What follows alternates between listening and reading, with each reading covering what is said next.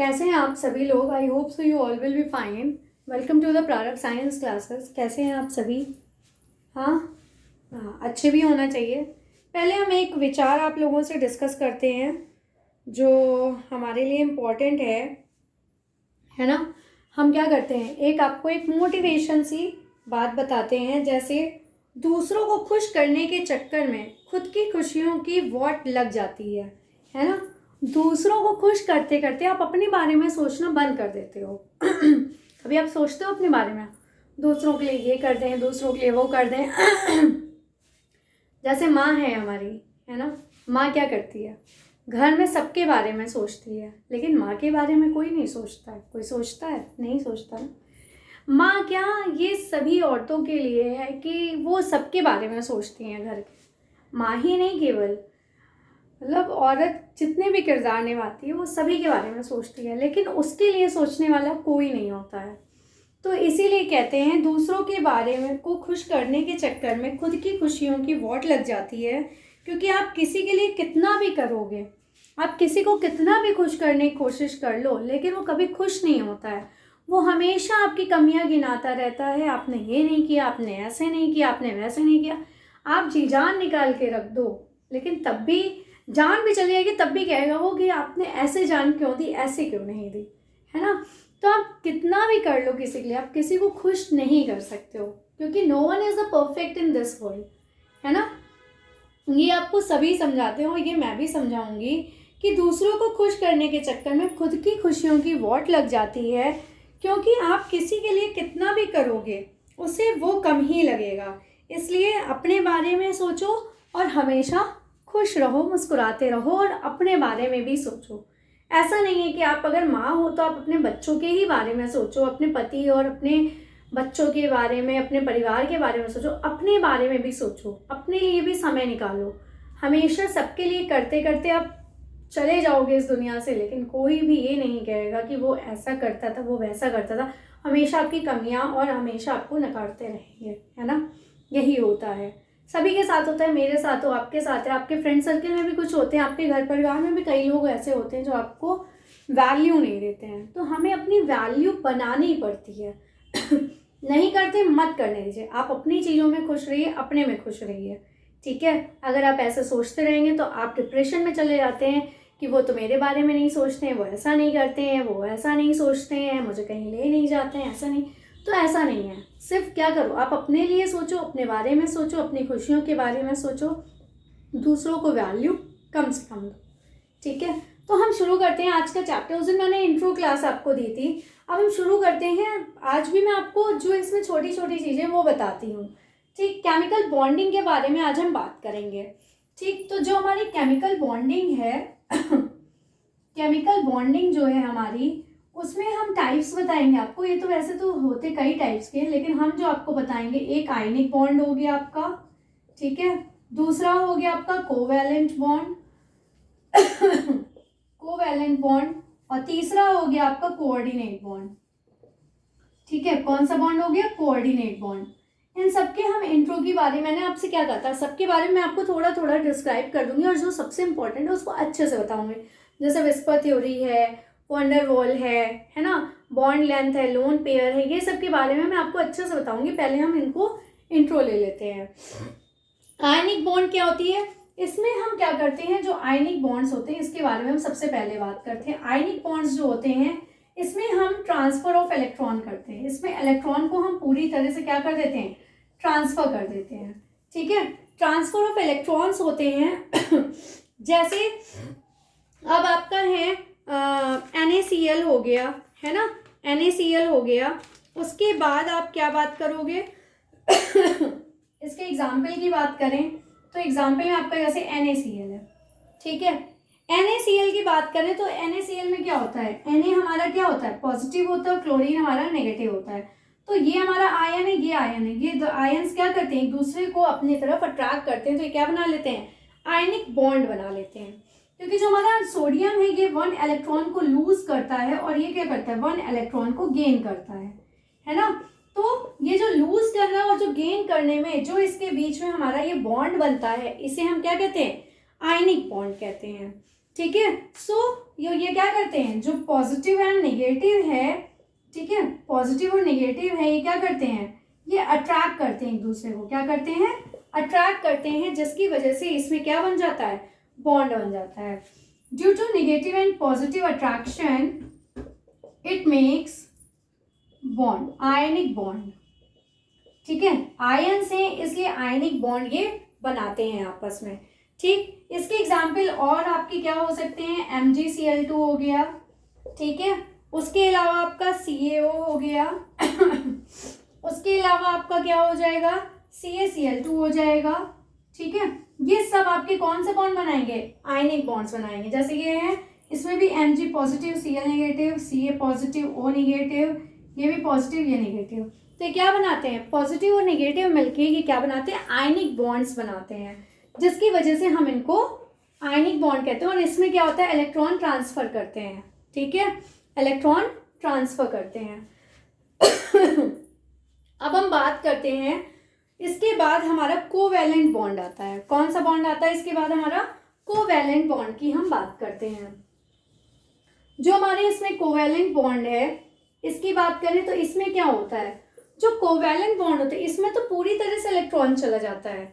जैसे हमारा क्या था कि Na के पास क्या होते हैं, Na के पास 11 थे, है ना, तो 281 इसका इलेक्ट्रॉनिक कॉन्फ़िगरेशन होता है। क्लोरीन के पास 17 इज इक्वल टू कितना होता है, 287। इसका एक इलेक्ट्रॉन ये पूरा इसके पास चला जाता है और ये क्या हो जाता है, ये लूज करता है, ये एक्सेप्ट करता है, इसलिए इसमें आयनिक बॉन्ड बनते हैं। लेकिन जो हमारा कोवैलेंट बॉन्ड होता है, इसमें इलेक्ट्रॉन ट्रांसफर नहीं होते हैं। इसमें क्या होता है, not transfer the electron, it shares the electron, it shares the electron. इसमें इलेक्ट्रॉन क्या करता है, शेयरिंग करता है, ठीक है। ये ट्रांसफर ना करके क्या करते हैं, शेयरिंग करते हैं इलेक्ट्रॉन्स की, ठीक है।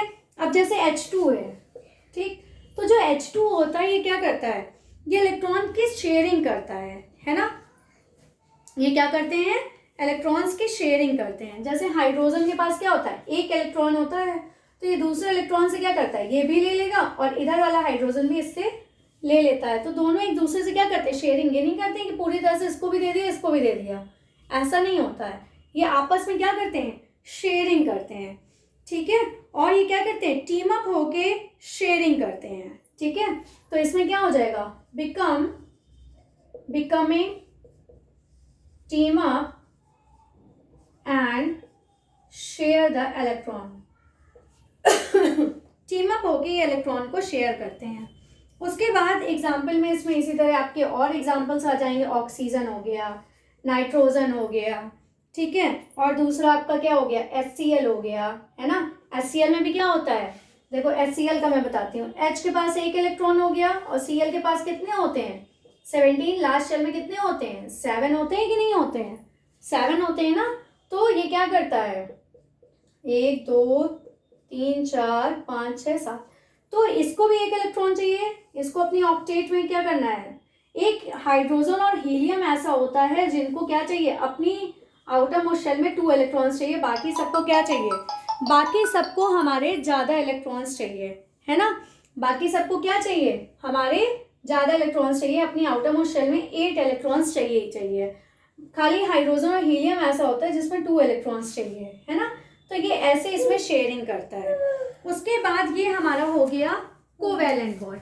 कोवैलेंट के बाद अब हम पढ़ेंगे कौन सा बॉन्ड, कोऑर्डिनेट बॉन्ड। अब हम कोऑर्डिनेट बॉन्ड के बारे में पढ़ेंगे आयनिक पढ़ लिया जिसमें ट्रांसफर ऑफ इलेक्ट्रॉन्स होते हैं, और कोवैलेंट पढ़ा जिसमें हम शेयरिंग ऑफ इलेक्ट्रॉन्स पढ़ेंगे, ठीक है। अब इसके बाद जो हम इलेक्ट्रॉन पढ़ने जा रहे हैं वो हमारा कोऑर्डिनेट बॉन्ड है। कौन सा है, कोऑर्डिनेट बॉन्ड है। जो हमारे कोऑर्डिनेट बॉन्ड होता है इसमें ना तो शेयरिंग होती है ना तो ट्रांसफर होता है ठीक है, ना तो इसमें शेयरिंग होती है ना ही ट्रांसफर होता है। ये क्या करता है, दे देता है अपना इलेक्ट्रॉन। सबसे पहले मैं ये बता देती हूँ, it represented by arrow sign, ठीक है। इसको ऐसे हम रिप्रेजेंट करते हैं, जैसे अब हमारा एक है कंपाउंड SO2, ठीक है। तो जो SO2 है तो S के इधर भी O होगा, इधर भी O होगा, ठीक है। लेकिन जो हमारा SO2 होता है तो S में कितने होते हैं हमारे, S के जो हमारी आउटर मोस्ट शेल होती है उसमें कितने इलेक्ट्रॉन्स होते हैं, 6 होते हैं, है ना, 6 इलेक्ट्रॉन्स होते हैं। तो हमने ये 6 इलेक्ट्रॉन्स बना दिए, ठीक। और जो हमारा ऑक्सीजन होता है, ऑक्सीजन में कितने होते हैं, उसमें भी 6 होते हैं, उसमें भी कितने होते हैं, 6 होते हैं, है ना। दोनों ऑक्सीजन में 6 इलेक्ट्रॉन्स होते हैं। लेकिन अगर ये इधर से ले लेगा, 2 इलेक्ट्रॉन्स ये ले लेता है हमारा सल्फर सॉरी, ऑक्सीजन इससे ये 2 इलेक्ट्रॉन्स ले लेगा, है ना और ये सल्फर भी इससे 2 इलेक्ट्रॉन ले लेगा, ये इसका है, ठीक है, ये सल्फर भी इससे 2 इलेक्ट्रॉन ले लेगा तो ये क्या बना लेंगे, जब ये 2 इलेक्ट्रॉन ये इलेक्ट्रॉन, तो ये क्या बना लेंगे, डबल बॉन्ड बना लेंगे। अब क्या है कि सल्फर के जो हमारे इसने इससे डबल बॉन्ड ले, मतलब 2 इलेक्ट्रॉन ले लिए, तो इसकी ऑक्टेट तो कंप्लीट हो गई। काउंट करिए, 1 2 3 4 5 6 7 8 हो गए ना। और इधर भी ऐसे ही हो गए, 1 2 3 4 5 6 7 8, इधर भी 8 इलेक्ट्रॉन्स हो गए, इधर भी 8 इलेक्ट्रॉन्स हो गए। तो अब इनको तो ऑक्टेट कंप्लीट करने की जरूरत है नहीं।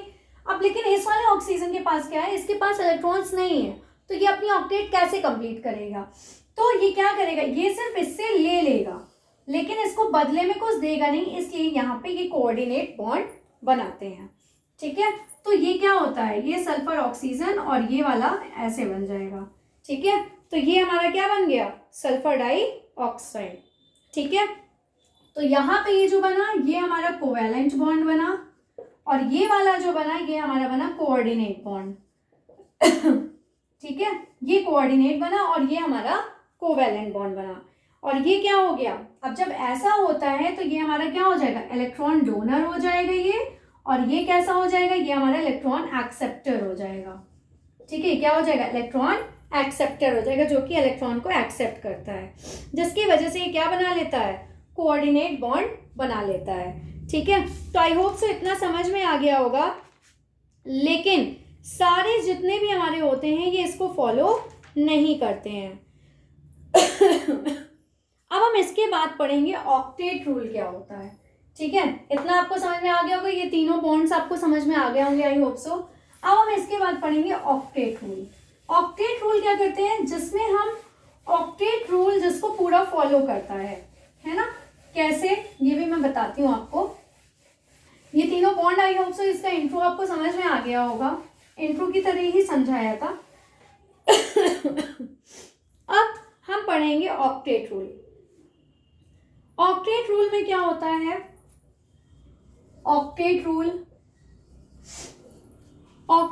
में जो हम पढ़ने जा रहे हैं, इसमें हमारे सबसे पहले आपको पता होना चाहिए लुईस डॉट स्ट्रक्चर क्या होते हैं, ठीक है। इसमें जो हमारे लुईस डॉट स्ट्रक्चर होता है वो क्या होता है, लुईस डॉट स्ट्रक्चर, ठीक है।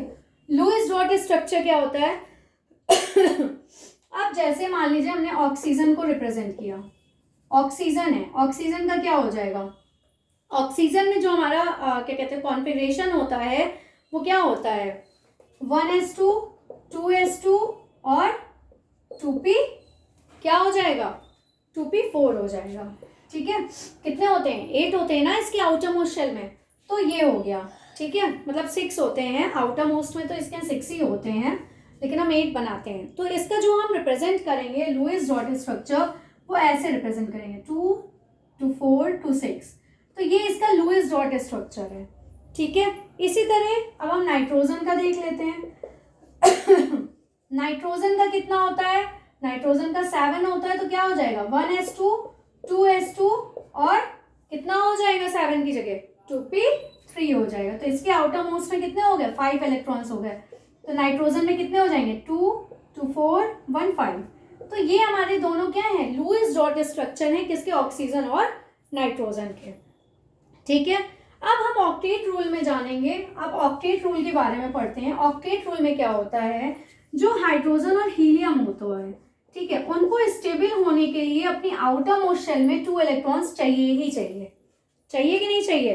तो जो हाइड्रोजन और हीलियम होते हैं उनको अपने ऑक्टेट मतलब कि लास्ट ऑर्बिट कंप्लीट करने के लिए, मतलब एक ही ऑर्बिट होती है इनमें, ठीक, तो इनको अपने लास्ट दोनों में कितने होने चाहिए, 2 इलेक्ट्रॉन इनको चाहिए ही चाहिए, ठीक है, 2 इलेक्ट्रॉन तो चाहिए ही चाहिए।